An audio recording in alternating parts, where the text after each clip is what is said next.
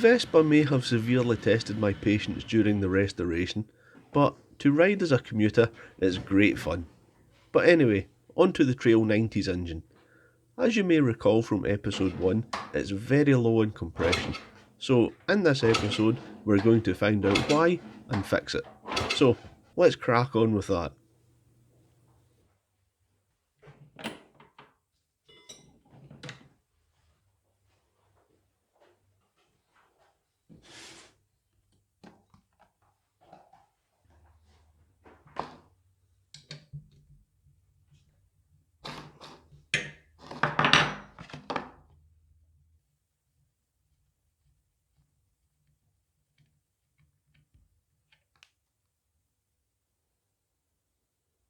It's way past its prime, but at least it has oil in it, unlike a couple of my previous restorations.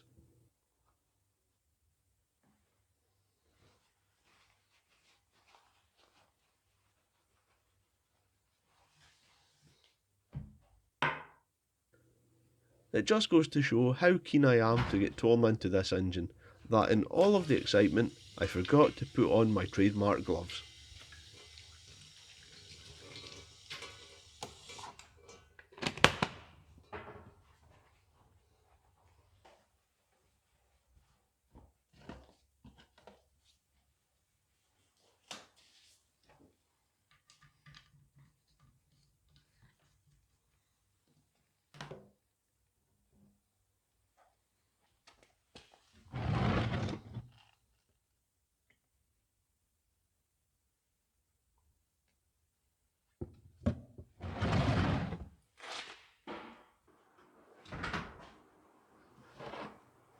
Before getting torn into the engine, let's get the carb out of the way.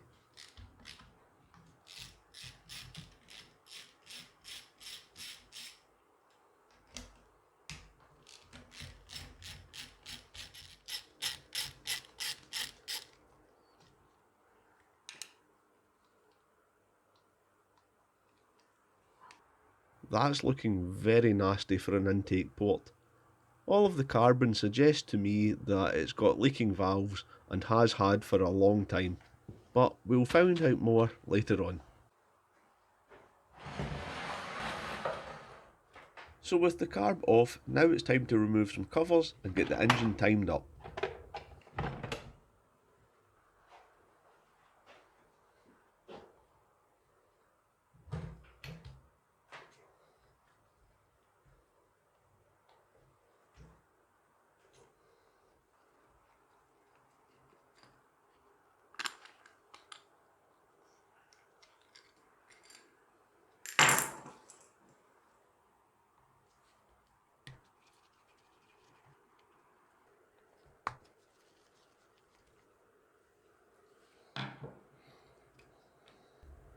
The points assembly looks in fairly good shape for the age of it.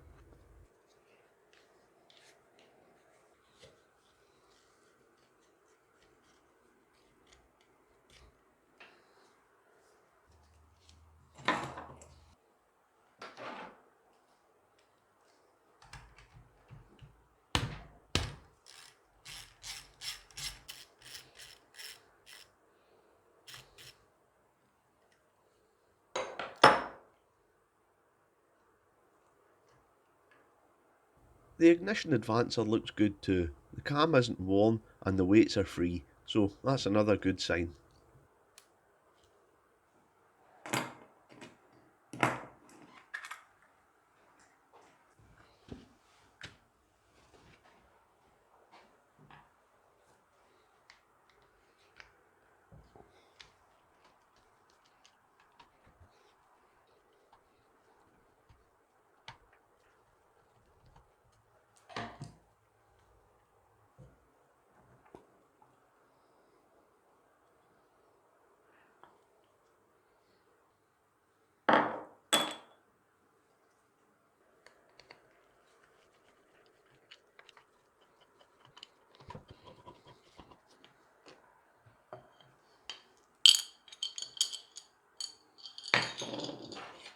Now to set the timing on these engines, Honda couldn't have made things any easier.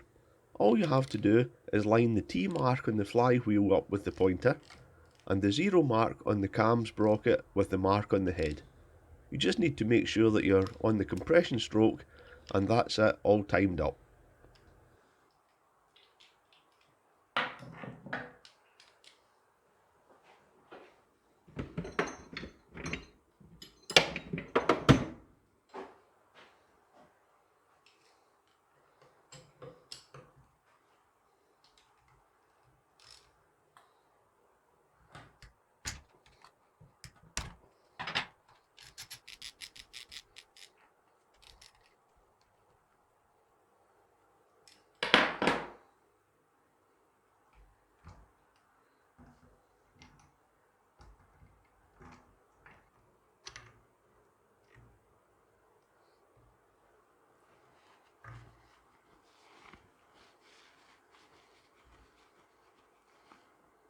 The camshaft is in exceptional condition. There's just about no wear on the lobes at all.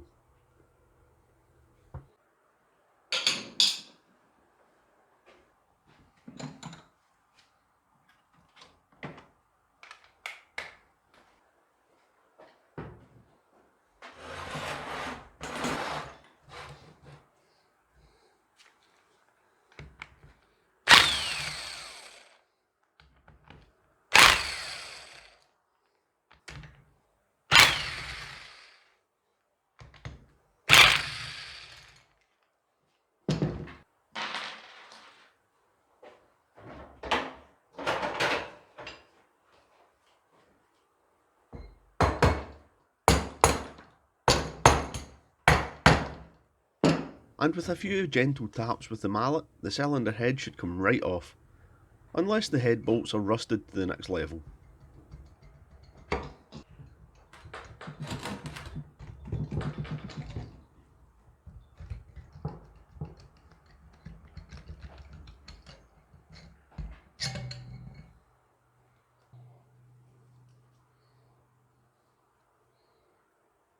Well, everything looks good here, apart from the heavy carbon build-up and the suspected leaking valves, which I'm going to test for right now.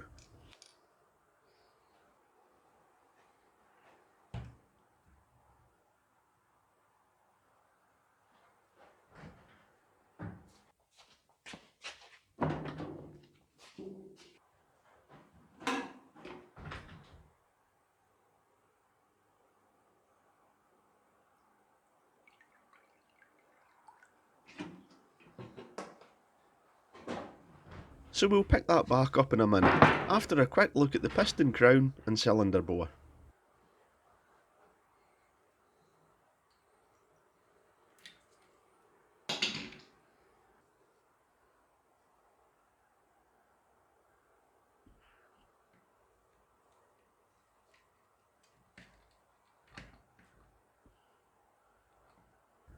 Well, there's nothing suspicious there.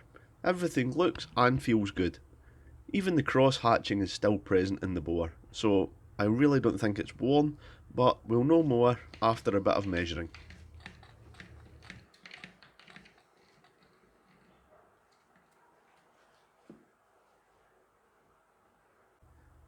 Well, I think it's safe to assume we've found the issue for the low compression. The valves are leaking like sieves. As you can see, they are both leaking, but I would say that the intake valve is the worst offender, as you can see from the constant dripping.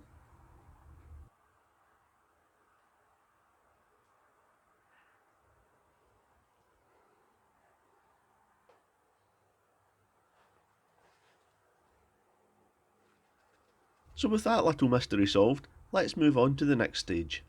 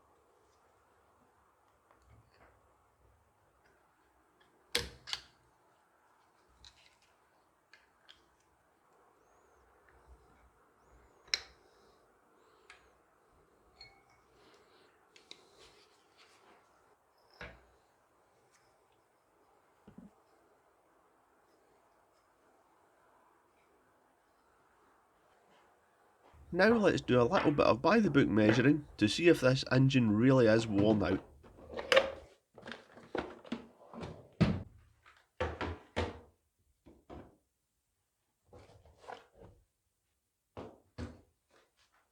So in order to assess the engine's condition, I've gotten a copy of the original Honda dealership service manual so that I can measure each part using the steps set out by Honda.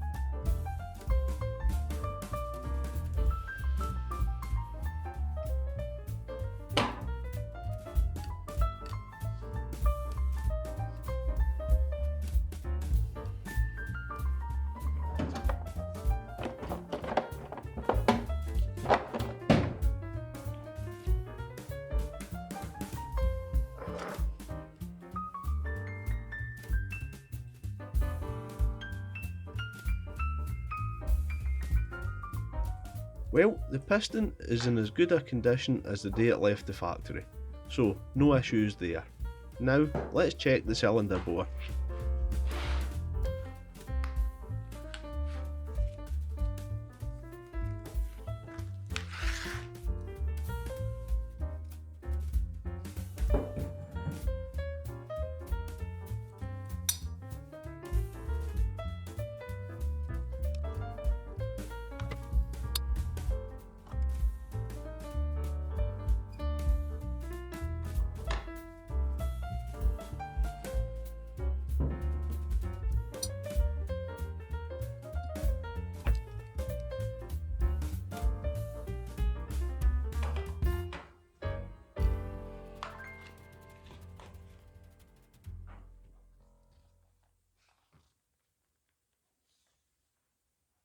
Well, according to my measurements, the piston and cylinder are basically as good as new. So now I'm very confident that mechanically this Trail 90 has been very well looked after, as there is no signs of the engine ever being taken apart, so it's definitely not had a engine rebuild at any point. So now what I'm going to do is put the high precision equipment away, but can anyone guess why this might be a mistake at this stage?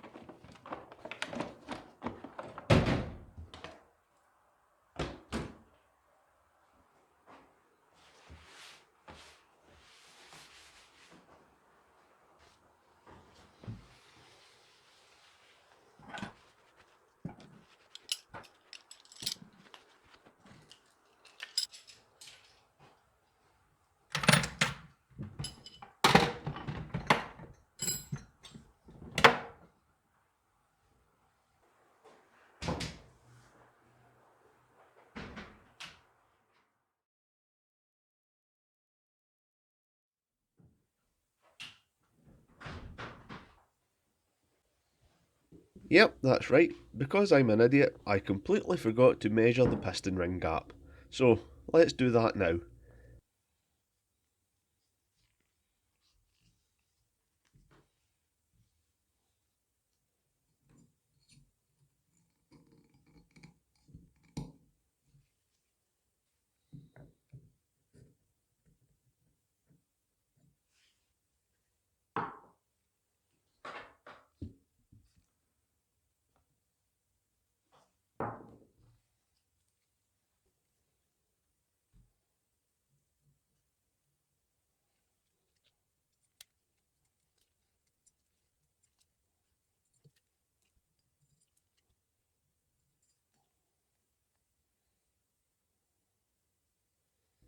Well folks, I think that definitively answers the question of low compression, leaking valves and worn piston rings.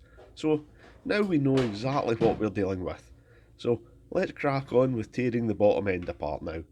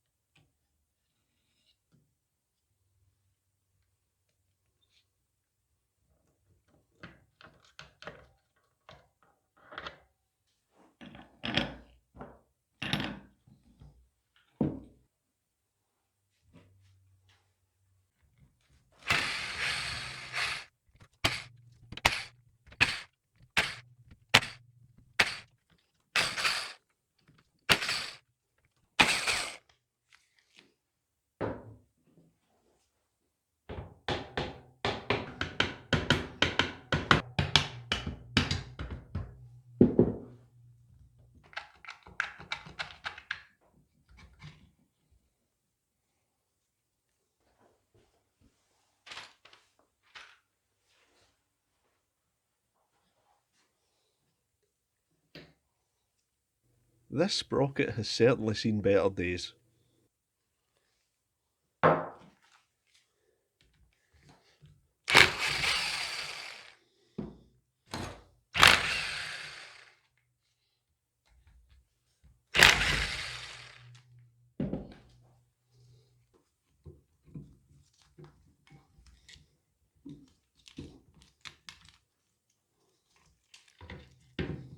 The stator doesn't look too bad, but a clean and a closer inspection will be needed to be sure.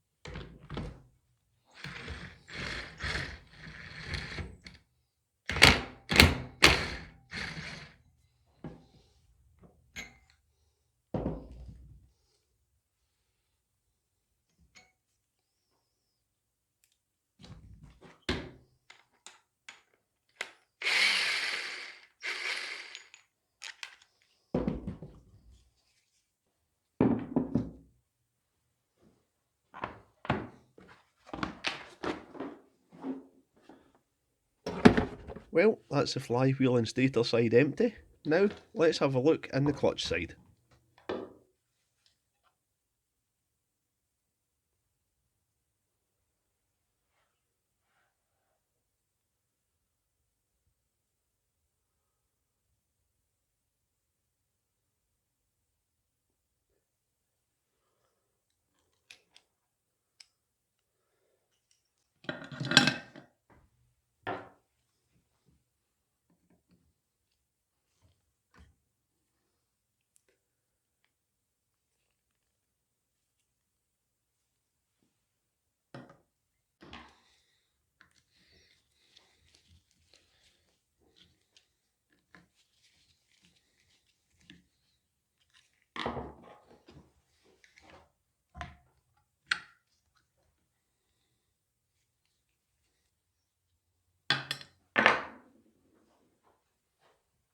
This is the clutch nut socket I bought for my very first C90 engine build many years ago, coming in handy once again.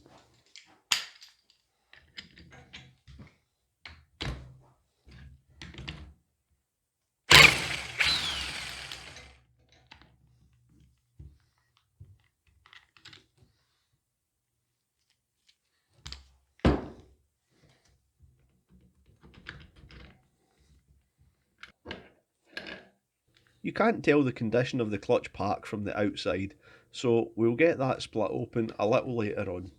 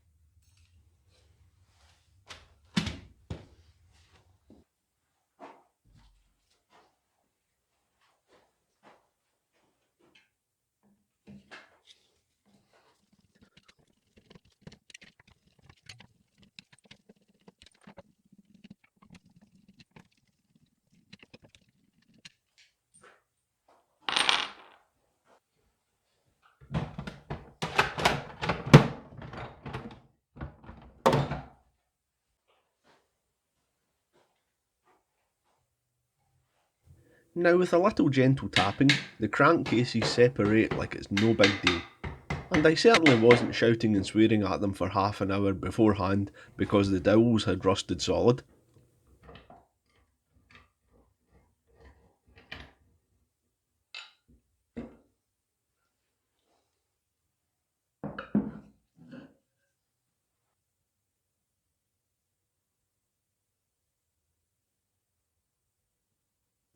It's not looking bad inside the crankcase at all. This really is a sweet little engine, and I think once I get it rebuilt back to spec, it will run beautifully.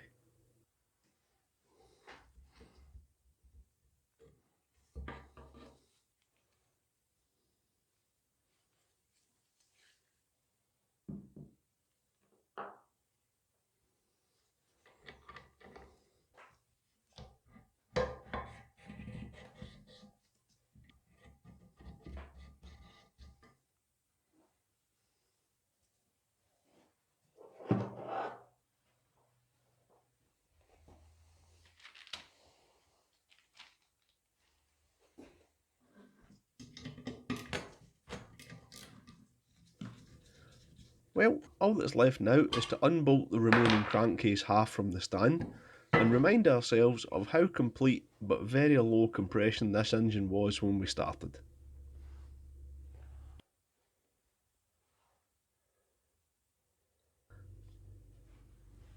With the engine in component form, I can now start rebuilding it from the ground up, which I was going to do all in this single video, but due to the scarcity of parts for these bikes, I'm having to order stuff from all over the world, and as you can imagine, the shipping times are horrendous.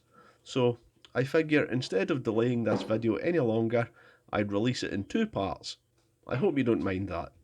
Let me know your thoughts in the comment section. And as usual, we should all say a massive thank you to all of the patrons who support these restorations and keep this channel going. As I've said before, without their generosity, I just couldn't keep these restoration projects going. And if you'd like to help me bring you bigger, better and more fun restoration projects, then please think about becoming a patron. It really does mean the world to me. Thank you, and I will see you all again very soon.